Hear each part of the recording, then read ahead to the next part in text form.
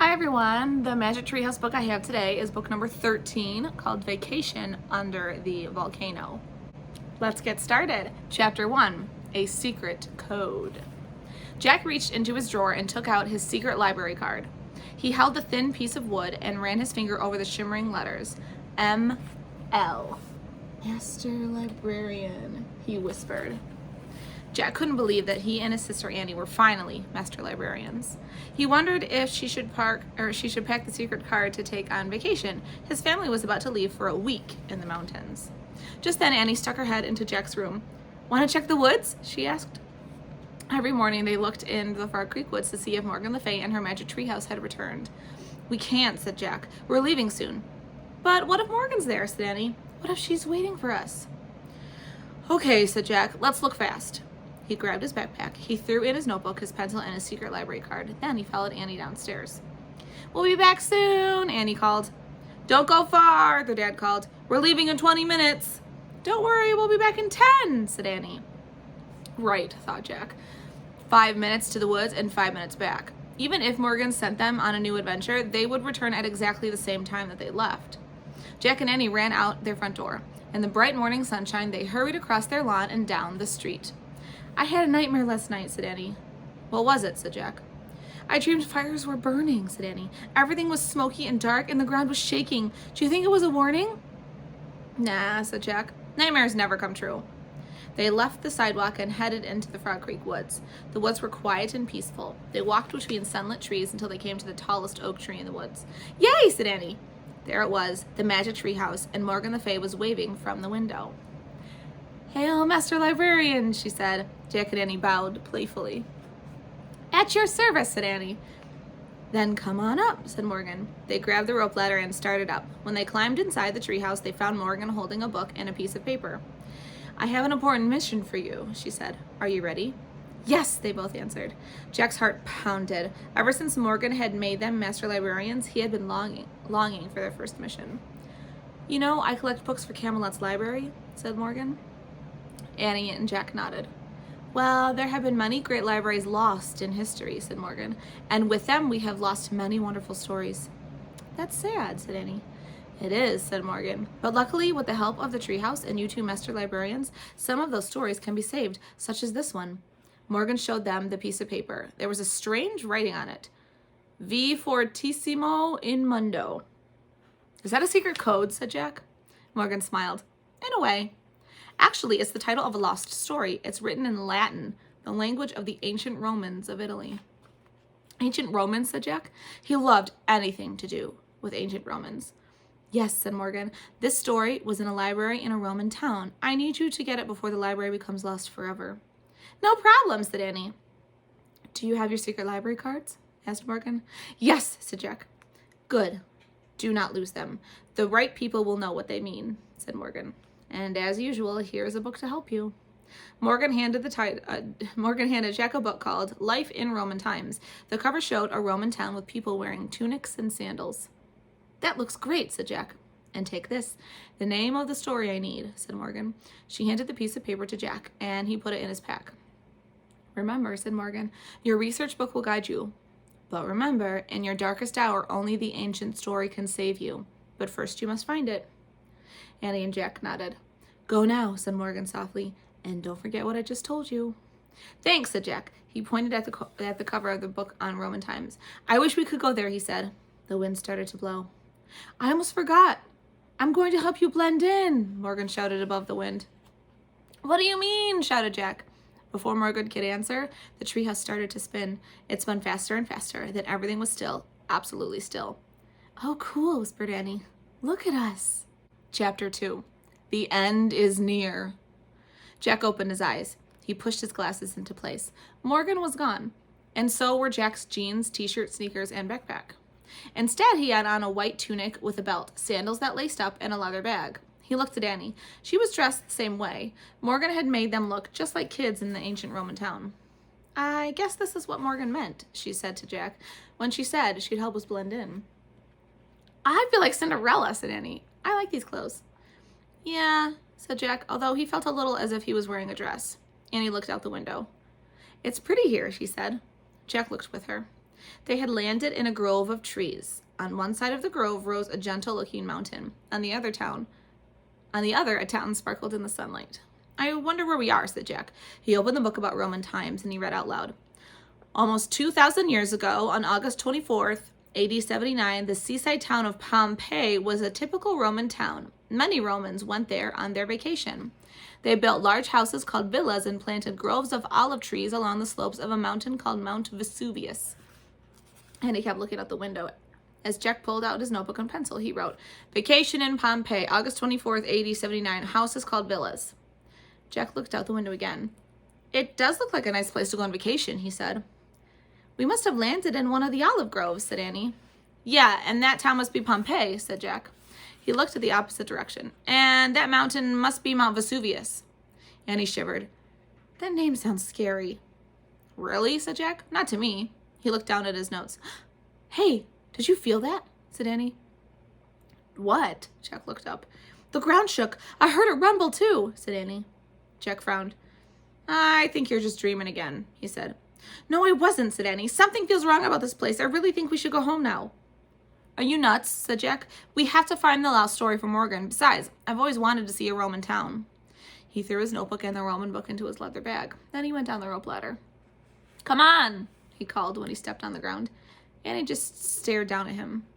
Don't be a chicken, he said. He pushed his glasses into place. Come on, it'll be fun. Annie still didn't move. What's wrong with her? Jack wondered. Usually I'm the worried one. Come on, he pleaded. We can't let Morgan down. Annie let out a big sigh. Okay, but we'd better find that story fast, she said. Finally, she climbed down the rope ladder. The sun was bright and hot as they took off between the trees. With Mount Vesuvius at their backs, they headed for the town of Pompeii. That's weird, said Annie. I don't hear any birds. She was right. The grove was strangely silent. Something sounds suspicious here. Don't worry about it, said Jack. Maybe they're at the beach. Come on, let's get over that bridge. He led the way to a small wooden bridge that crossed a narrow stream. But when they got to the stream, they found that it had dried up. That's really weird, said Annie. Don't worry, said Jack. It just means there hasn't been any rain. They crossed the bridge and stepped onto the busy street. It was paved with stone. People were buying things in the open shops that lined in the streets. Some looked rushed and busy. Others moved slowly. Kids walked with their parents. Groups of teenagers talked and laughed. They didn't seem very different from people shopping in Frog Creek, Jack thought. Except for the clothes, of course. How will we ever find the ancient lost library? Annie said, glancing around. I don't know, said Jack. Just be on the lookout. They walked past shops that had huge jars in them.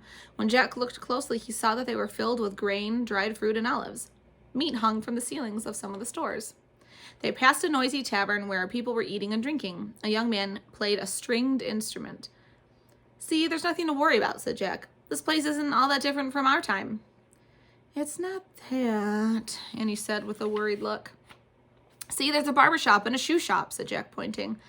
A boy was getting his hair cut by the barber. A girl was trying on a new pair of sandals with her mother. It's kind of like home, Annie agreed. They kept walking until they passed a bakery filled with freshly baked flatbreads. That bread is like pizza, said Annie, smiling. Yeah, said Jack. The good smells from the bakery made him feel even more at home. Jack looked at Annie. She was still smiling as they walked on. Soon they came to a large square filled with people, carts, and horses, and more shopping stalls. Honey cake, stuffed dates, peacock eggs, sellers called. Farmers were selling grapes, garlic, and onions. Fishermen were selling all kinds of fish. A few people stood on boxes giving speeches to small crowds. Hey, I bet this is the Forum, said Jack. He reached into his bag for his book. He flipped through until he found a picture of a square, and he read, The center of a Roman town was called a Forum. The Forum was the main place where people met to sell goods and discuss politics. I was right, said Jack. He pulled out his notebook and he wrote, Forum equals center of town. Jack, whispered Annie. Jack. She tugged on his tunic. Look. Jack glanced up. Annie nodded toward an old woman who was staring straight at them. She wore a black cloak. Her gray hair was tangled and wild. She seemed to be missing her teeth. The woman pointed a bony finger at Jack and Annie. The end is near, she said in a raspy voice. Go home, strangers. Yikes, said Annie. We better get away from her, said Jack, before people wonder who we are. He put away his notebook. Then he and Annie hurried away. The old woman cackled behind them. Chapter 3. Gladiators. Jack and Annie hid behind a fruit stall. They waited for a moment, then peered around the corner. I don't see her, said Jack. Who was she, said Annie. I don't know, but she looked crazy to me, said Jack. What does the book say about her, said Annie. She won't be in there, said Jack. Just look, said Annie. Jack sighed and pulled out the book again. To his surprise, he found a picture of the old woman, and he read out loud. In Roman times, there were people who could see into the future and warn others about what they saw. These people were called soothsayers. See? She wasn't nuts, said Annie. She was giving us a warning, like my nightmare.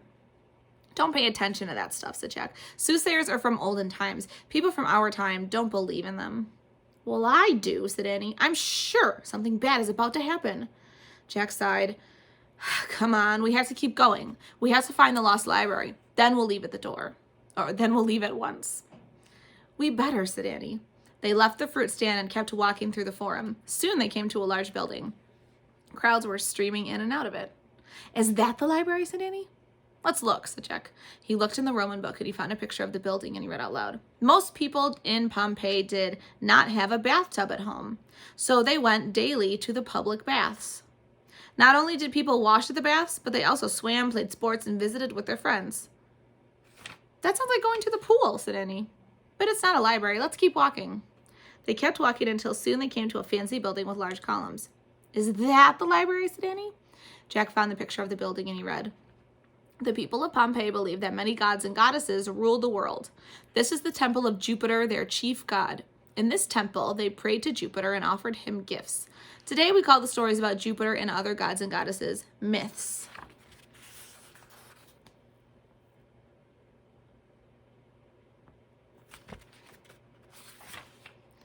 My teacher read myths to us, said Jack. I remember stories about Hercules and Apollo.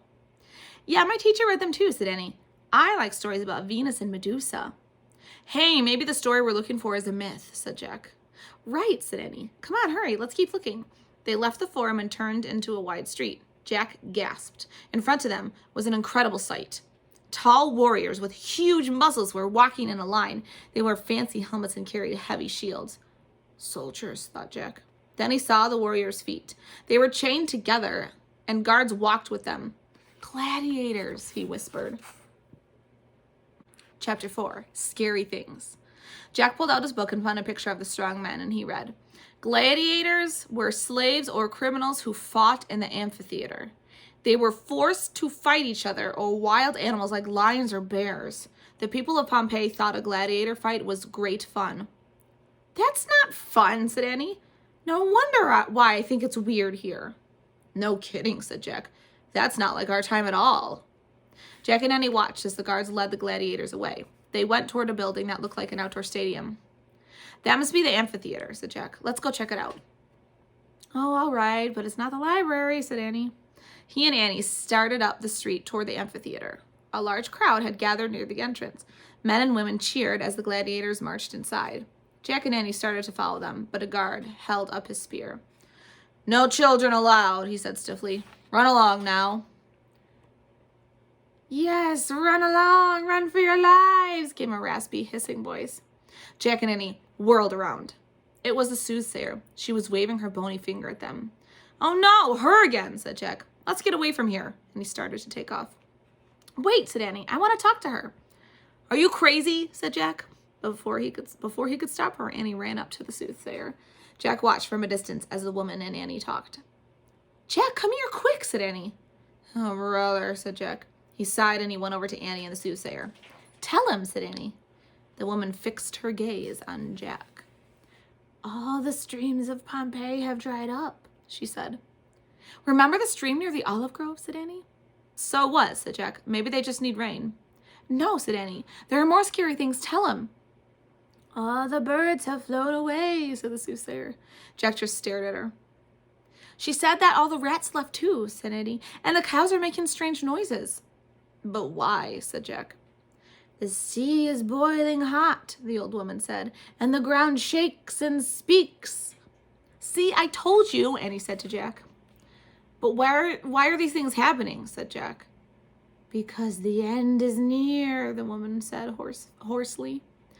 We have to leave now, said Annie. But what about the library, said Jack. What library, the soothsayer asked. Show her the title of the story, said Annie. Jack took the piece of paper from his bag. He showed the Latin writing to the soothsayer. A book with this title is in a library in this town, said Jack. So, said the old woman. So we have to save it, said Annie. She pulled out her secret library card. The soothsayer stared for a moment at the card and with the shimmering letters on it. Then she smiled warmly at Annie and Jack.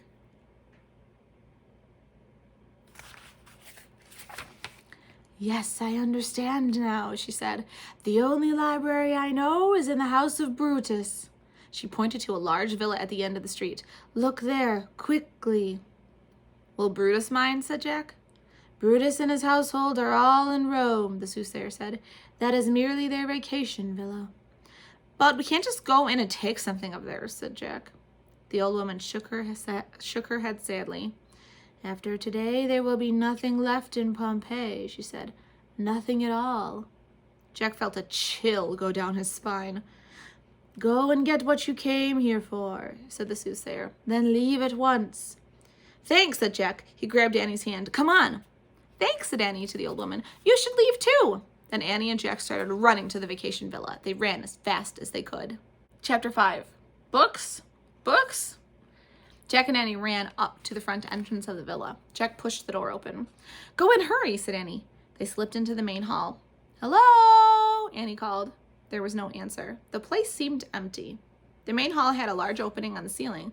Before it was a small stone pool filled with water. Jack looked at it carefully.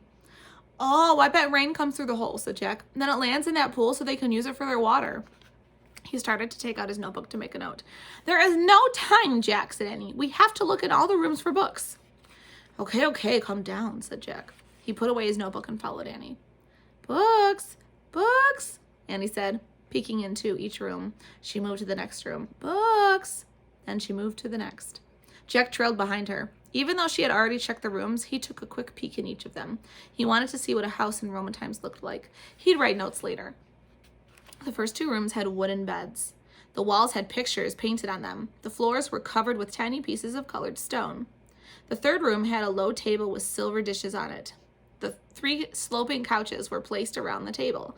The couches were covered with pillows. This must be the dining room, Jack said. People from Roman times laid on couches while they ate. Did you know that? He looked around for Annie. Where was she? Jack, come here, Annie called. Jack followed her voice. She was in a garden off the dining room. It had a stone patio, palm trees, and grapevines. In the middle was a pond with a mermaid fountain. Goldfish swam in the water. Look, there's another room, said Annie. She moved to the door of a room off the garden. She opened the door and peeked inside. Jack looked with her. Along the walls of the room were long shelves with rolls of paper on them.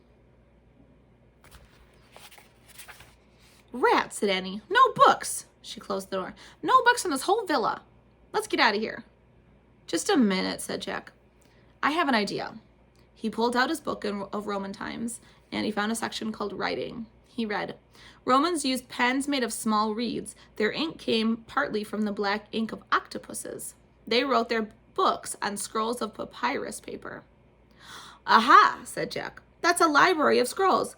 I bet our ancient lost story is in there. Chapter 6. The end is here. Jack threw open the door to the room of scrolls. He and Annie rushed in and ran over to the shelves. Jack pulled out the piece of paper with the Latin title on it. Vir fortissimus in mundo. Okay, he said. We have to find the scroll with this title.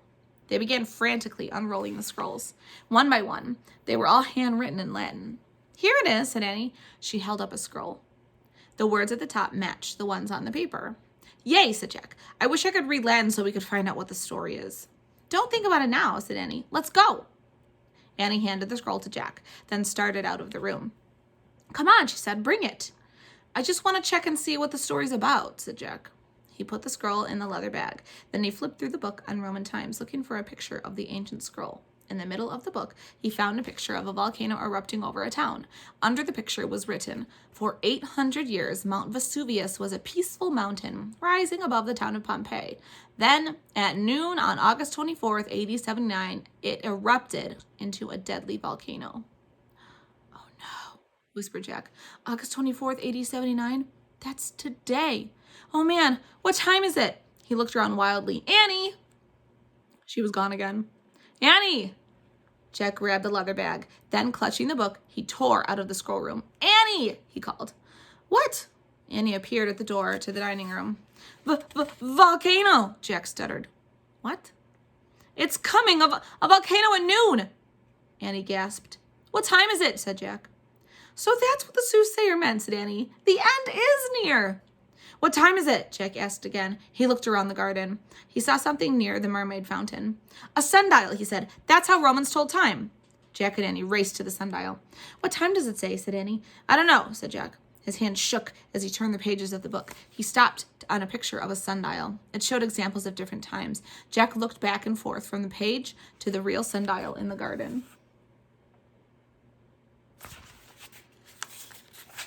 "Here," he said. He had found the one that matched. Jack read the writing under the picture.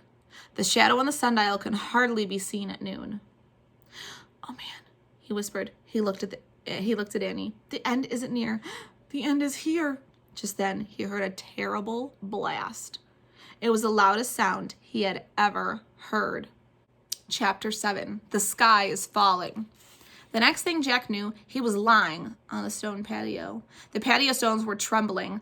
A rumbling sound came from the ground. Jack raised his head. Annie was on the ground too. "You okay?" said Annie. Jack nodded. Everything was shaking and crashing down around them. Pots, plants, the mermaid fountain, water from the goldfish pond sloshed onto the patio and Jack and Annie.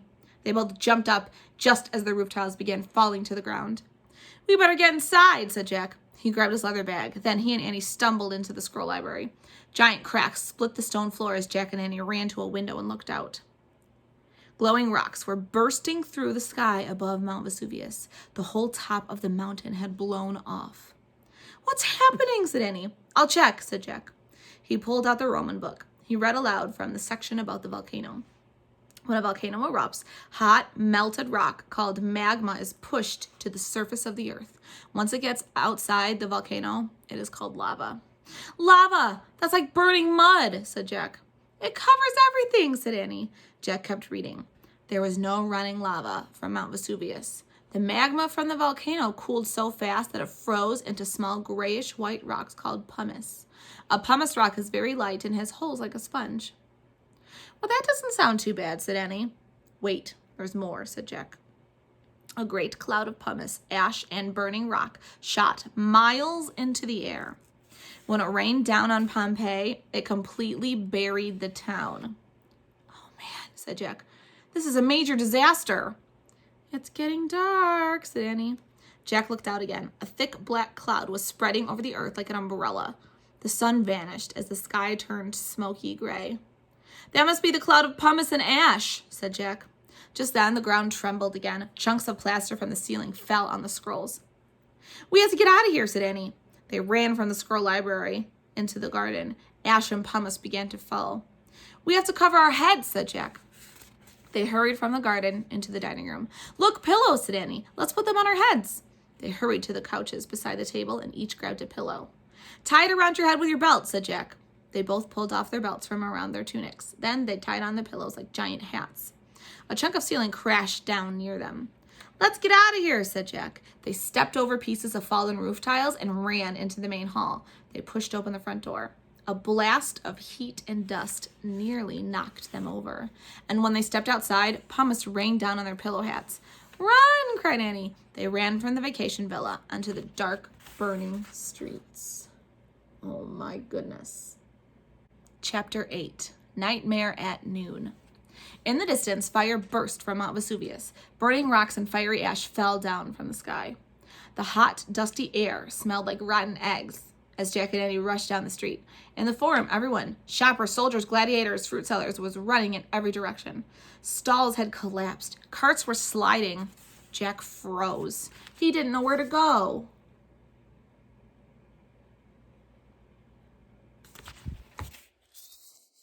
that way, shouted Annie. Jack followed her as they ran past the Temple of Jupiter. Its mighty columns had fallen, and its walls were crumbling. They ran past the public baths just as the roof caved in. Which way now? Shouted Annie. The tree house is in the olive grove, Jack said as they kept running. The olive grove and the bridge are near the street, with all the open shops, said Annie. Remember the bridge? Jack looked at the erupting mountain. A red-hot cloud billowed over it. Fires burned on its slopes. Head in the direction of Mount Vesuvius, he said. It was behind us as we came into Pompeii. Right, said Annie. So while others ran away from Mount Vesuvius, Jack and Annie ran toward it. On the streets with the open shops, baskets and broken jars rolled over the cracked stones. Jack and Annie ran past the bakery and the shoe shop. They ran past the butcher shop and barber shop. All the shops were empty. Their owners had fled. The closer they got to the volcano, the more ground trembled. The darker and dustier it got, too. This is just like my nightmare, cried Annie. Jack choked on the rotten fumes. His eyes watered. Look, the olive grove, shouted Annie. The treehouse was just over there. Come on. Jack could hardly see, but he followed Annie. They left the street and ran to the dried-up stream near the olive garden. Where's the bridge? Cried Annie. They looked around wildly. The bridge had vanished. Chapter 9. Save us! The bridge must have caved in, cried Annie. They stared at the dried-up stream. Pumice had piled up in huge drifts like snow. We have to get through that stuff to get across, said Jack. He and Annie slid down the bank into the piles of pumice. As they started to move across it, and more fell. Jack tried to move through the millions of warm grayish-white pebbles, but he was trapped.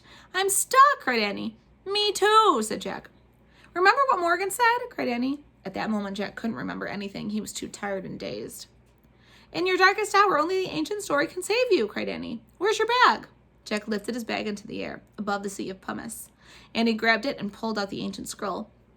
She held it up to the dark sky. Save us, story, she shouted. Jack felt himself sink deeper and deeper into the pumice. Suddenly, he heard a deep voice say, Rise, son. Then someone lifted up Jack into the air.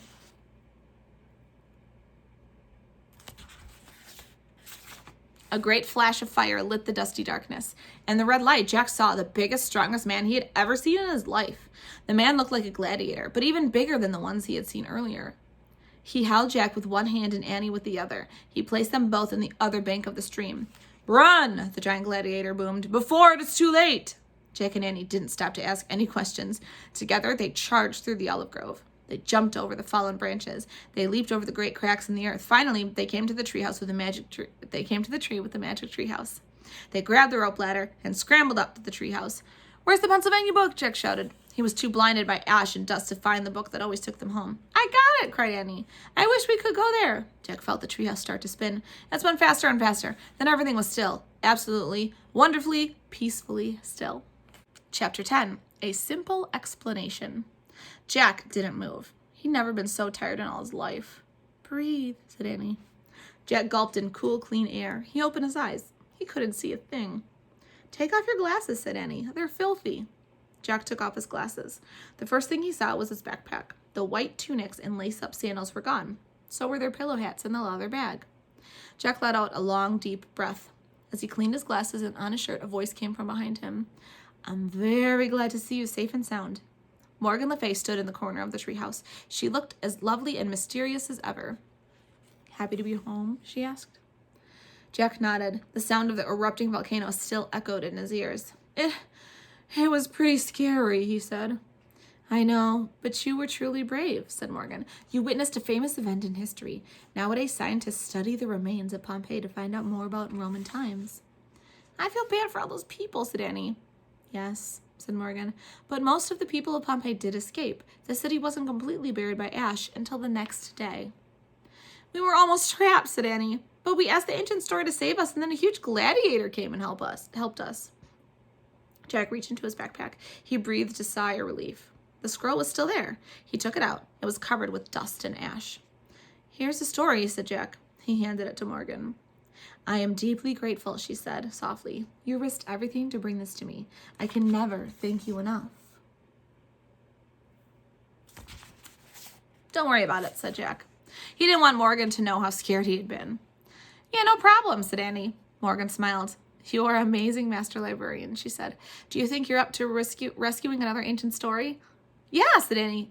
Now, said Jack. Actually, he was a little tired now. Morgan laughed. No, take a nice vacation. Come back 2 weeks from today. Then you will take a trip to ancient China, she said. Ancient China, said Annie. Wow. Oh, man, said Jack. Go home now and rest, said Morgan. She handed Jack his pack. Thanks, he said. Bye. Bye, said Annie. Morgan gave them one little wave. Then Annie and Jack left the treehouse and headed down the rope ladder. When they reached the ground, Jack looked up. Morgan, he called. What was that story about, the one we just rescued? It's called The Strongest Man in the World, said Morgan. It's a lost tale about Hercules. Hercules? Said Jack. Yes, he was one of the heroes of the Greeks and the Romans, said Morgan. He was the son of Jupiter. Oh, wow. Now I get it, said Annie. I'm taking it back to Camelot's library, said Morgan. Everyone will be so excited to read it. Thanks to you. She waved to them. Goodbye for now. As she waved, the wind began to whirl. The treehouse began to spin. In a blur of shadow and light, Morgan and the magic treehouse were gone. Jack and Annie started walking through the woods. Get it? Get it? Said Annie. Get what? We were saved by Hercules. We asked the story to save us, and Hercules appeared. That's not possible, said Jack. It was just some gladiator guy. The story of Hercules is a myth. That means he never really lived. They left the woods and started up their street. I know it's a myth, but I have a simple explanation. What? Said Jack. Hercules is a myth to people in this time, said Annie. But in Roman times, lots of people believed he was real. So since we were in Roman times, he was real to us. I don't know, said Jack. Did you ever hear the saying, said Annie, when in Rome, do as the Romans do? Jack laughed. Yeah, he looked up at the sky. Thanks, Hercules. Wherever you are. Jack, Annie. Oh, Jack, Annie, their dad called from their front porch. Time to go. Oh, brother, I forgot, said Jack. Yeah, I hope nothing exciting happens in our vacation. Yeah, said Jack. I hope it's really, really boring. Hurry, their dad shouted. Coming, they called. Then they took off running for home and a restful vacation. That is the end of book number 13, Vacation Under the Volcano. Now, normally this is where I would say goodbye, take care, see you next time. But stick around. In just a moment, I will kind of tell you a little bit more about the city of Pompeii and what really happened. So now I'm going to say goodbye and stick around for more Pompeii facts. Here you see a video clip of actors and actresses pretending they are in the city of Pompeii many, many years ago. The people of Pompeii had lived not too far from Mount Vesuvius for many, many years. They knew it was a volcano, but they weren't worried about it because it never tried to erupt before. Well, about the middle of the day one day, the volcano started to do something. It started to rumble and erupt. People fell over, things crashed, and a big plume of dust rose into the air. Here is an animation or a cartoon that somebody made on a computer to show kind of what might have happened on that day. Now, obviously, nobody today was there that day that happened, and of course, there were no photographs or video evidence of this happening. So how in the world do we know what happened in Pompeii? Well, I'll get to that in a moment. So while the volcano was erupting, the ground was shaking, things were breaking, people were running away. A lot of times, though, when you think of a volcano erupting, you think of liquid, hot magma and lava going all over the place and burning things down.